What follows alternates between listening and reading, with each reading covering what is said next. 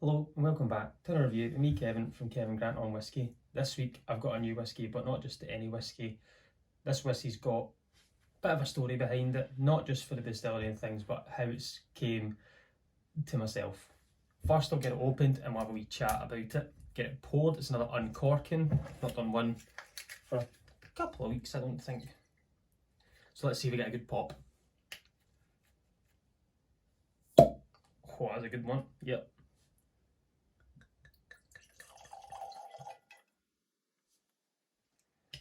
So what we have here, Glenmorangie Quinta Ruban 12-year-old. Right now the core range for Glenmorangie Quinta Ruban is a 14-year-old. That changed in 2019. The 12-year-old was brought out in 2010 and then that was ceased in 2019 when the 14 came into play. So it's a mix. It's had 10 years in bourbon casks and then its final 2 years been put in ruby port casks. So I think it's been ruby port. There's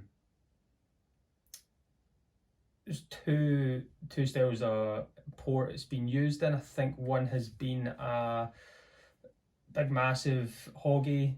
I can't remember now. I've flustered myself with this one.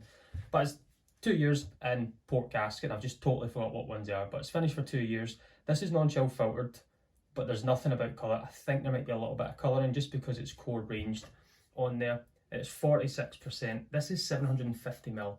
So this has been exported to the States and brought back. Port casks, if you've seen before, I've been a little bit between if I'm a huge fan or not. I think they're great in PT casks, so having this in on PT cask, I'm quite excited to try it. This has been discontinued and this was given to me by my friend Drew. They came over this weekend, supposed to be at Legfest, but unfortunately Drew took unwell on the Friday, so I was able to catch up with him on the Friday and then over the last couple of days. And what he's done, he's gifted me this bottle. He thinks this is a one that's going to connect me with ruby cask. It's got a really bit kind of quite touching to me for this, and it's a fantastic gift and I really appreciate it, and I hope you're doing well, buddy, as well. Highland Distillery, massive. They're known for the tallest pot stills, the giraffe's necks that they're called. Dr. Bill Lumsden's a madman in a good way. He'll just test the boundaries of whisky in any way, shape or form. You look at Ardbeg, what he's done with them. I think at one point then they had Glenmorangie, and now they've got Glenmorangie and Ardbegs are two big ones. I think it's Louis Vuitton, Moët Hennessy, or the Glenmorangie company, as it's now known. So 12-year-old's been discontinued. It's one that I've never ever tried. This is, it looks great. The colour looks amazing. Glenmorangie on its own, I think the kind of standard core range stuff is an easy sipper. It's nothing offensive on the palate at all. I think the bottle's lovely. It's a beautiful shape. And it's even better because it's 750ml, so there's a wee extra dram or two in there as well, which is even better. I'm looking forward to getting stuck into this. As I say, it's good that it's non-chill filtered, so I think we might get a better kind of quality mouthfeel with it compared to the others in the core range for the younger age stuff. This moved to the 14-year-old, the same price, I believe. And due to that is one of the wee things that I've seen online is they believe that majority of the liquid that was in the 12-year-old was slightly older, and they thought why not just make it 14 and leave it at that. But I don't know how much of that's true. One day if I catch up with Bill Lumsden, maybe at the Glasgow Whisky Festival, we can ask him about it. But I'm going to get stuck into this. The colour is a beautiful hue, kind of ruby red, if you want to call that, for ruby port. The legs on it as well, they are sticking in. I think that's that 46% non-chill filter, just giving it that little bit extra life. So I'm going to expect kind of lighter notes for 10 years in bourbon, and then this kind of sweeter note from the port cask for 2 years, because I think majority of the port casks that I've had have been finished for a couple of months, six to 12 months, but to have 2 years, this is going to have a bit of a different flavour profile. The legs are really kind of taking their time to come down, so I'm looking forward to this. So let's get it on the nose, we'll get it on the palate, and we'll see how we get on. That's there's a sweetness, there's a kind of weird minty note. There's that bourbon note from below, the kind of softer soft notes, but there's a soft mint there. It's a dark chocolate mint maybe.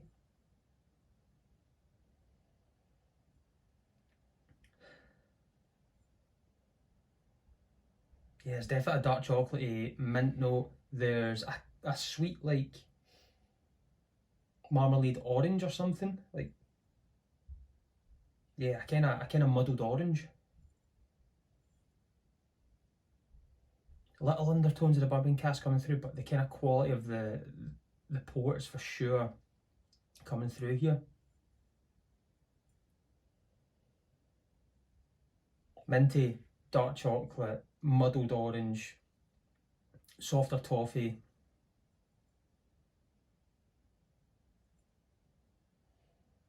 I don't know what else I can get there. But let's try this in the palate, let's see how this goes. Slainte, everyone.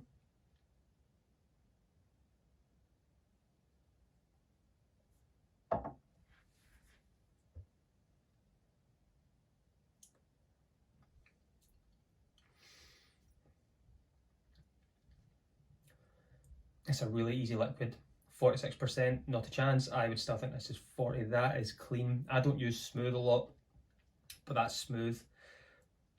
There's like no spice on it. There's a little bit of kind of dryness there. That chocolatey mouthfeel status, more of a, on the palate, like a chocolate sprinkle that's it's been flaked chocolate more. A little bit of mint stays there. The darker juicy fruits coming through, like a big blast of plum, a darker berry. It's more forest now. It's starting to kind of open up a little bit. Again, this is its first pour. This has travelled back from Arizona to here. I'm enjoying the nose.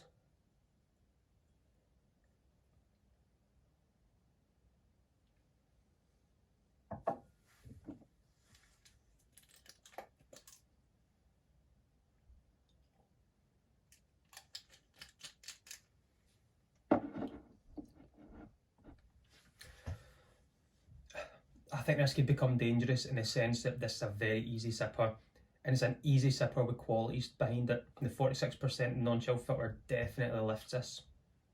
There's that nice sweetness to it. I think the balance with the bourbon cask for the 10 years to the 2-year finish of these deep, rich, darker port notes.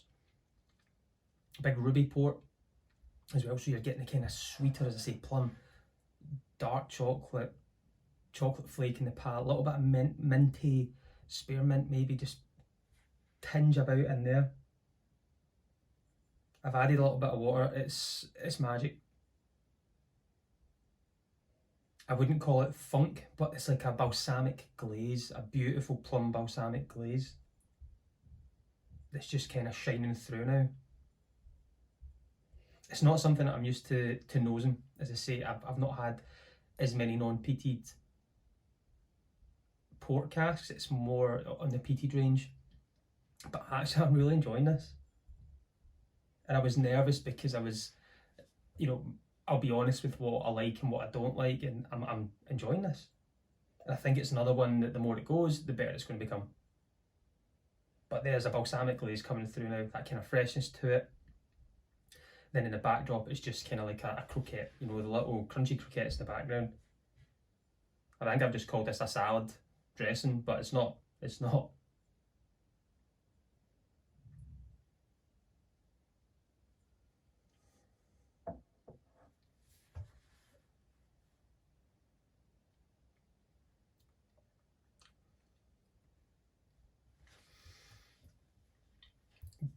Good quality mouthfeel. Really easy sipper. Sweetness on the backdrop. Soft spearmint just kicks about at the end. The little chocolatey notes still staying there. Those softer kind of toffee. It's like there is a little tinge of toffee coming through, and I think that's going to be from the bourbon. But then you're getting that plummy balsamic that's popping through as well. I enjoy this. I really do believe that I think this will get better the more it goes down the bottle. 12 years old as well. We've got an age on it. We've got 46%. Colour is the only thing that it doesn't tell us about, so I'm going to say that it is got a little touch in there just to keep it all the same. I'm a fan.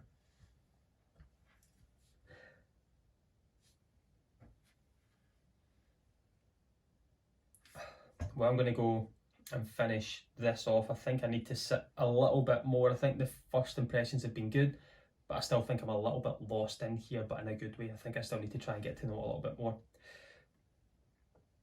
I just want to say a huge shout out to everyone at the weekend there that I was able to meet last week as well, from Thursday onwards, being on Jeff Whisky's channel and being on there. If you don't follow him, give him a follow, he's phenomenal. Then you move on to the weekend, able to meet Drew from Arizona and his wife Kathy. Fantastic to see you guys in kind of terrible circumstances. And then Saturday at Legfest, meeting everyone from the kind of whiskey community was absolutely fantastic. And then being able to see Drew again and Kathy yesterday in Edinburgh and do a little bar hop and see some of the places, and I was gifted this. So thank you so much, Drew. You're a very, very good friend. Always be a friend, and I wish you all the best your travels home, for good health and all the good luck for after rubbing the big man's toe outside Edinburgh Court. But again, thank you so much for this. Thank you so much for the drams. And to you, my buddy, Slainte.